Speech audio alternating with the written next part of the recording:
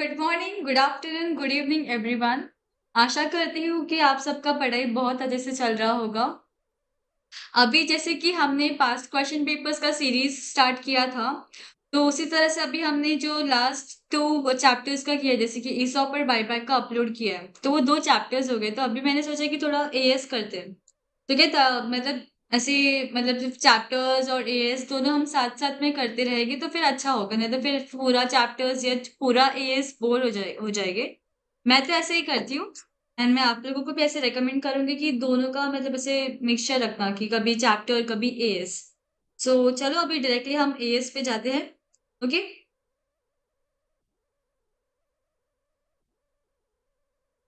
आज हम अभी हम एएस 4 से स्टार्ट करेंगे। सो एएस 4 का नाम है contingencies and events occurring after the balance sheet date. So let's move on to question number 1. Surya Limited follows the financial year from April to March, मतलब उनका फाइनेंशियल ईयर अप्रैल से मार्च तक है। फॉलोइंग इन्फॉर्मेशन दिया है। अभी इसमें करना क्या है हमें, वो डायरेक्टली हम नीचे जाके रीड कर लेते हैं। Keeping in view of the provision of AS 4, you are required to state with reason whether the above are contingencies है कि एडजस्टिंग इवेंट है कि नॉन एडजस्टिंग इवेंट है। ओके मतलब ये इंस्टीट्यूट कितना अच्छा है, हमें क्वेश्चन में एएस का नाम नंबर सब बता देते, हिंट दे देते कि ये एएस से है। तो आप लोगों को टेंशन लेने की जरूरत नहीं कि ये कौन से एएस से आएगा, मतलब कंफ्यूज नहीं होना है। अभी ये पहला क्वेश्चन है। अ suit against the companies advertisement was filed by a party on 5th of April claiming damage of ₹5 lakhs। अभी ये 5th ऑफ अप्रैल को किया है। 5th of April is after balance sheet date. और अपना एडजस्टिंग इवेंट क्या होता है, जो events which occur between the balance sheet date, like end of the balance sheet 31st March के बाद से लेके till the approval by board of directors, जब तक अप्रूव नहीं हो जाता उसके बीच में जो भी इवेंट्स होगा उसको एडजस्टिंग इवेंट मानेंगे। और इसके बीच में जो इवेंट्स होता है उसका कंडीशन एग्जिस्ट होना चाहिए as on balance sheet date. So अभी पहला केस में पहले तो सूट फाइल हुआ है, तो what is suit, like suit हमेशा तो this is not an ordinary activity, हमेशा नहीं होता है, बहुत रेयर केसेस में होता है। This is a contingency liability. So अभी ये 5th अप्रैल को हुआ है और इसका कोई कंडीशन एग्जिस्ट नहीं कर रहा था बैलेंस शीट डेट पर। सो दिस इज क्लियरली यहाँ पर समझ गया कि नॉन एडजस्टिंग इवेंट है। अभी ये सूट फाइल हुआ है तो ये इसमें कंटीजेंट लाइबिलिटी है। तो अभी अगर आप सोल्यूशन देखोगे ना, तो यहाँ पर पहले तो लिखा है कि it was not existing on the balance sheet date, और ये कंटीजेंट लाइबिलिटी है। तो कंटीजेंसी का जो एक डेफिनेशन है वो एक लिख दोगे तो काफी मतलब अच्छा इम्पैक्ट पड़ेगा। तो अभी ऐसे कि इसका डेफिनेशन क्या आ जाएगा, a contingency is restricted to condition or situation at the balance sheet date जिसका financial effect would be determined by future events, which future events में डिटरमाइन करेंगे which may or may not occur. Okay. It may be disclose in the nature of contingency, मतलब disclose करना पड़ेगा as a contingent liability. This event does not pertains to condition of the balance sheet, therefore it is a non-adjusting event. Okay. So now question number 2. Company sense a proposal, ये एक word है ना proposal, मतलब आप लोगों ने काफी ये वर्ड से आप लोग काफी फेमिलियर हो तो मुझे एक्सप्लेन करने की जरूरत नहीं, word is proposal. Okay. Company sense a proposal to sell an immovable property of 45 lakhs in March 2021. मार्च 2021 में उन्होंने डिसाइड, प्रपोजल एक था कि वो लोग प्रॉपर्टी सेल करेंगे, बट वो बुक वैल्यू कितना था उसका, 30 lakhs था। However, deed was registered on 15th April. Registered कब हुआ, डेट 15th अप्रैल को आफ्टर बैलेंस शीट डेट। भले ही वो लोगों ने एज ऑन ईयर एंड ये लोगों ने प्रपोजल किया था, but proposal is not confirmation, सिर्फ प्रपोजल हुआ है, एक्सेप्ट नहीं है भाई, हाँ नहीं बोला है, सिर्फ प्रपोजल किया है, ठीक है। So proposal is not a condition, मतलब हम ऐसे नहीं बोल सकते कि बैलेंस शीट डेट पे कंडीशन एग्जिस्ट कर रहा था। लाइक हमने डीड एक्चुअली रजिस्टर कब के, 15th अप्रैल को, which is after balance sheet date. So no condition was existing on the balance sheet date, so this is also non-adjusting event. Okay. अगर आप institute से चेक करो कि yes, it is a non-adjusting event. Next question is the terms and conditions and, हाँ अगर और एक, अगर नॉन एडजस्टिंग इवेंट है तो क्या होगा, हमें एडजस्टमेंट नहीं करना है एसेट एंड लाइबिलिटीज केस में, और हमें डिस्क्लोजर देना पड़ेगा in the report of approving authority, जो भी अप्रूविंग अथॉरिटी उनके रिपोर्ट में हमें डिस्क्लोजर देना पड़ेगा। ओके। अभी थर्ड है कि terms and conditions for acquisition of business, अभी यहाँ पर बिजनेस एक्वायर करने की बात है, of another company have been decided by end of March 21। अभी ये सब कुछ टर्म्स एंड कंडीशंस भी मतलब सब कुछ बन गया है as on March 21, but the financial resources were arranged in April 21 for amount invested 50 lakh से। भले ही हमने financial resources अप्रैल 21 को अप्रैल 21 को अरेंज किया, बट हमारा जो भी कुछ फाइनल हो चुका था मतलब टर्म्स एंड कंडीशन से बाकी हम लोग देख रहे थे as on 31st March. Okay, so this is an adjusting event because एक प्रॉपर कंडीशन एग्जिस्ट है। ये सिर्फ प्रपोजल नहीं था, ये एक्चुअली बिजनेस एक्वायर था, उसके टर्म्स एंड कंडीशंस की हम बात कर रहे थे। तो मतलब ये अग्री हो गया था लाइक कि बिजनेस एक्वायर होगा। सो this is an adjusting event. Okay, और एडजस्टिंग इवेंट है तो क्या होगा, एडजस्टमेंट होगा टू एसेट एंड लायबिलिटीज, और हम रिपोर्ट डिस्क्लोज करेंगे in the report of the financial statements. तो ये एक डिफरेंस समझना कि अगर एडजस्टिंग इवेंट होगा तो हम लोग एडजस्टमेंट करेंगे एसेट एंड लायबिलिटीज केस में, और वो डिस्क्लोज करेंगे in the report of financial statements. And in case of non adjusting event, तो हम नॉन एडजस्टिंग इवेंट्स में no adjustment is made to asset and liabilities, income and expenses, और इसमें non adjustment के केस में हम disclosure देंगे इन the report of approving authority. Okay, ये एक डिफरेंस समझ लेना। नेक्स्ट क्वेश्चन इज थेफ्ट हुआ, चोरी हुआ कैश का 4 लाख का, कैशियर ने किया March 21 को किया, बट कब डिटेक्ट किया, on the next day after the financial statements have been approved by directors.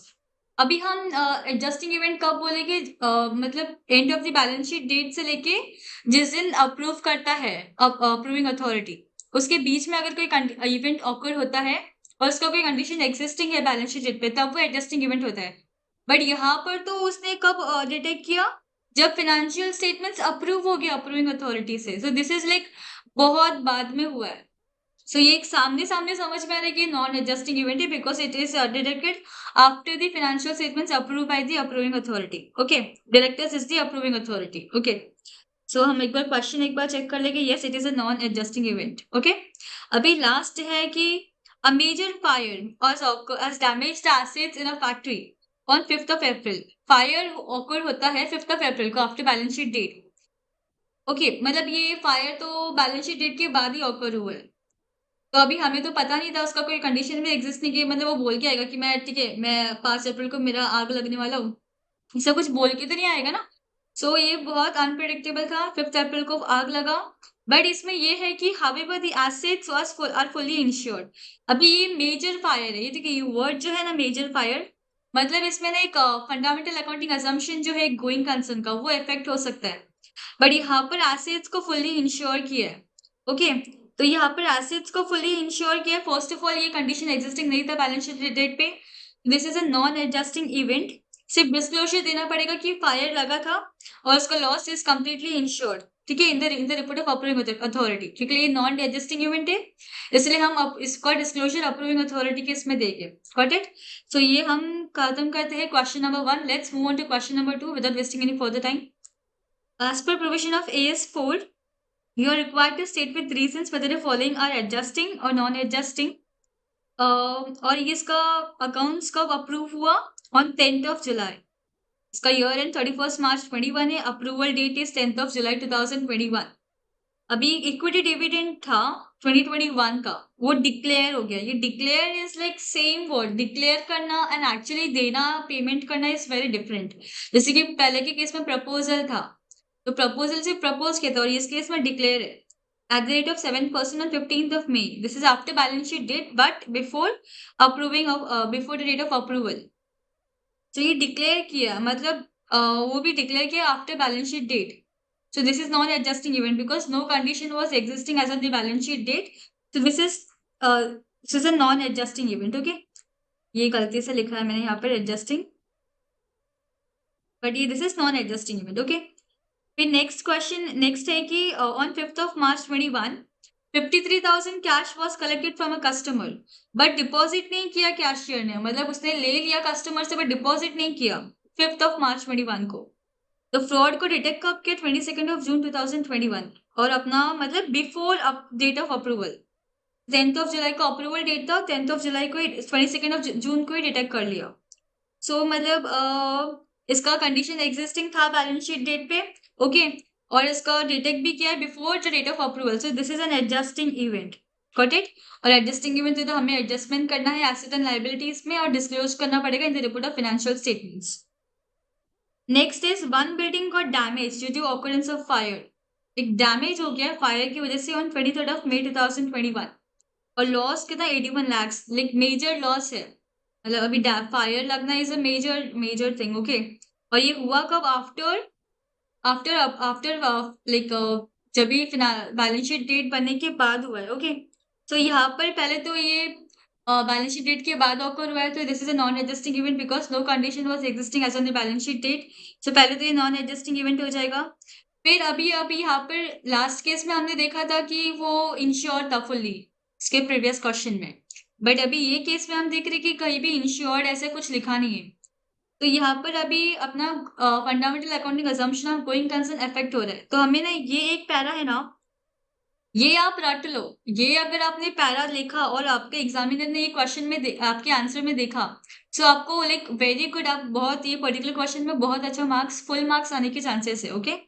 तो ये लाइन कैसे होगा? However according to the standard, unusual changes मतलब जो कभी कभार होते हैं, अफेक्टिंग द एग्जिस्टेंस और सबस्ट्रेटम, ये सबस्ट्रेटम ये वर्ड है ना, ये इसको कदर चेंज मत करना, यही वर्ड रखना। और substratum of the enterprise after the balance sheet date may indicate a need to consider the use of fundamental accounting assumption of going concern in the preparation of financial statements. Okay? तो as per the event major destruction हो गया है, और इसको हमें इसलिए non adjusting event है, हमें इसको एक्चुअली वापस से हमें पूरा डिस्क्लोज करना पड़ेगा in the report of the operating authority just because it is a non adjusting event, okay. ये हो गया अपना क्वेश्चन नंबर 2, ओके। ठीक है, मतलब इजी क्वेश्चन से बस आपको कॉन्सेप्चुअली इस चीजें समझना चाहिए। Question number 3, as per provision of AS4, a contingency is a condition or situation the ultimate outcome of which, outcome उसका भले gain हो या loss, will be known or determined only on the occurrence of one or more certain events। नहीं नहीं, यहाँ पर गलत हो गया। only on the occurrence मतलब अभी एक पहले तो तुम बोलती कि फ्यूचर इवेंट्स हो, तो तुम्हें कैसे पता है कि ऑकर होगा ही? नहीं, इट कैन बी ऑकर हो भी सकता है, नहीं भी ऑकर हो सकता है। सो यहाँ पर ये फॉल्स है, okay. So contingency is a condition or situation the ultimate outcome of which gain or loss will be known or determined only on the occurrence or non occurrence, occurrence हो भी सकता है और नहीं भी हो सकता है, ऑफ वन और मोर अनसर्टेन फ्यूचर इवेंट्स, ओके। अभी question number 4, the accounting year of D limited ended on 31st March 2018, but accounts approve कब हुआ? 30th अप्रैल, एक महीने के बाद अप्रूवल हुआ, end year end date is 31st March 2018। On 15th of April, एक 15 अप्रैल को फायर ऑकर हुआ in the factory and office premises. The loss by fire is of such a magnitude that it was not possible to expect the enterprise to start operation। मतलब इतना major loss हो गया कि उनको ऐसे दोबारा operation start करने के लिए लाइक उनको सोचना पड़ रहा था, नॉट पॉसिबल ही नहीं था, ओके। तो हमें बताना क्या है कि लॉस ड्यू टू फायर एक एडजस्टिंग है या नॉन एडजस्टिंग इवेंट है, and how the fact of loss is to be disclose. So ठीक है, अभी एएस, अभी क्वेश्चन हम एक्चुअली जब भी हम एएस का सोल्यूशन लिखते हैं ना, तो पहले सबसे पहले जो प्रोविजन है वो पर्टिकुलर एएस का पहले पूरा नाम लिख देने का। अभी ये केस में कैसा है? AS4, तो AS4 एज पर AS4 contingencies and events occurring after the balance sheet date, ये पूरा नाम लिखा। फिर उसका क्या प्रोविजन है, ओके, वो उसका प्रोविजन लिख, जो क्वेश्चन आप पूछा है ना उसके रिलेटेड क्या प्रोविजन है वो प्रोविजन लिखा फर्स्ट पैरा में। फिर सेकंड पैरा में जो फैक्ट्स है वो क्वेश्चन के हिसाब से हमें फैक्ट्स लिखना है, और थर्ड पैरा में हमें जो कंक्लूजन पे लिखना है, ओके। तो बेसिकली 3 पैरा में आपका आंसर अगर प्रॉपर प्रेजेंट किया ना तो काफी यूजफुल होगा आप लोगों के लिए। अभी यहाँ पर हमें अकाउंट्स तो बनाना है। अभी इन्होंने क्वेश्चन में ही बोला है कि इनको लाइक पॉसिबल ही नहीं दोबारा से बिजनेस स्टार्ट करना। तो यहाँ पर गोइंग कंसर्न असम्पशन इफेक्ट हो रहा है, मतलब उनको दोबारा स्टार्ट करने के लिए लाइक इनका गोइंग कंसर्न असम्पशन इफेक्ट होगा। सो इसलिए उनको अपना अकाउंट्स बनाना पड़ेगा और लिक्विडेशन बेसिस पे बनाना पड़ेगा और डिस्क्लोजर देना पड़ेगा in the notes of its financial statements. और कैसे डिस्क्लोजर के लिए ना एक लाइन, मतलब डिस्क्लोजर में क्या डिस्क्लोज करोगे आप लोग कि क्या हुआ है भाई, मैं आपको बता रहा हूँ कि मेरे साथ में क्या हुआ है। तो कैसे डिस्क्लोज करेंगे कि मेजर फायर ऑकर हुआ है in the factory and the office premises, और कब ऑकर हुआ? On 15th of April। उसकी वजह से क्या हो गया? Which has made impossible for the enterprise to start operations again. इसीलिए the financial statements have been prepared on liquidation basis, okay. ये बहुत सिंपल था, ओके। तो इसी से लाइक ये क्वेश्चन से हमारा AS4 कंप्लीट हो जाता है। Now let's move on to AS5।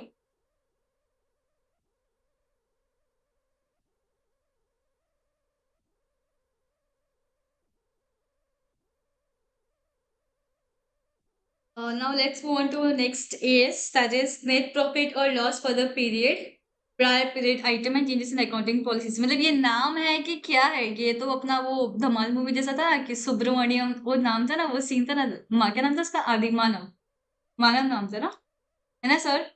तो तो ये इसमें ना ज्यादा टेंशन नहीं लेना है। दिस लाइक अपनी प्रॉफिट एंड लॉस स्टेटमेंट जो दिखा है ना, तो उसमें पहले कैसे है कि नेट प्रॉफिट और लॉस फॉर द पीरियड वो लिखा, फिर उसके बाद कॉमा करके क्या लिखना, उसके नीचे क्या आ जाएगा, प्रायर पीरियड आइटम्स, और फिर क्या, चेंजेस इन अकाउंटिंग पॉलिसीज। तो बस 3 ही है, बहुत इजी है नाम याद रखना।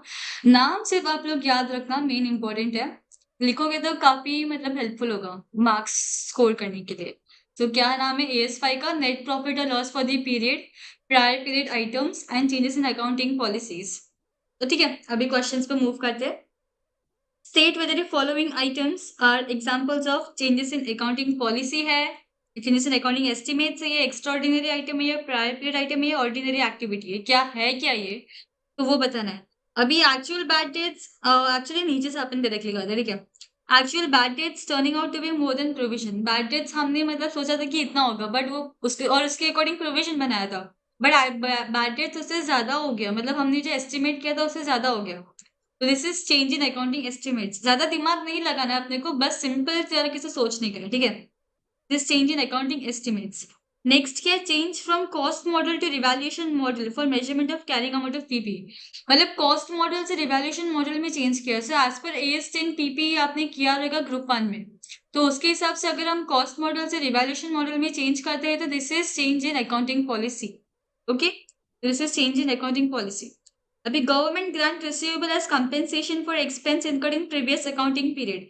अभी गवर्नमेंट से ग्रांट मिला, मतलब गवर्नमेंट तो मतलब ग्रांट जल्दी मिलता तो है नहीं, तो वो कभी कभार होता है, तो इसलिए कभी कभार होने वाली चीजें एक्स्ट्राऑर्डिनरी आइटम्स में आ जाएगी, ठीक है।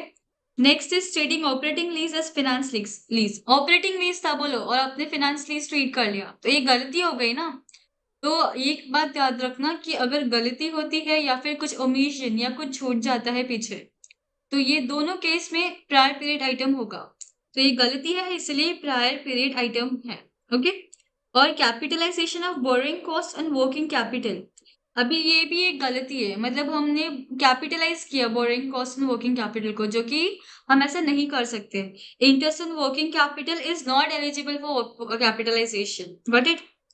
अभी क्या है, next legislative changes having long term retrospective application. अभी कुछ लेजिस्लेटिव चेंजेस किए जिसका लॉन्ग टर्म रेट्रोस्पेक्टिव एप्लीकेशन है। ओके, तो दिस इज ऑर्डिनरी एक्टिविटी, मतलब लेजिस्लेटिव चेंजेस तो हम डे टू डे करते रहते हैं, ठीक है। तो this is considered as ordinary activity. Change in the method of depreciation from straight line to WDB। Method of depreciation change किया, मतलब पहले SLM फॉलो करती थी, अभी WDB फॉलो करती है।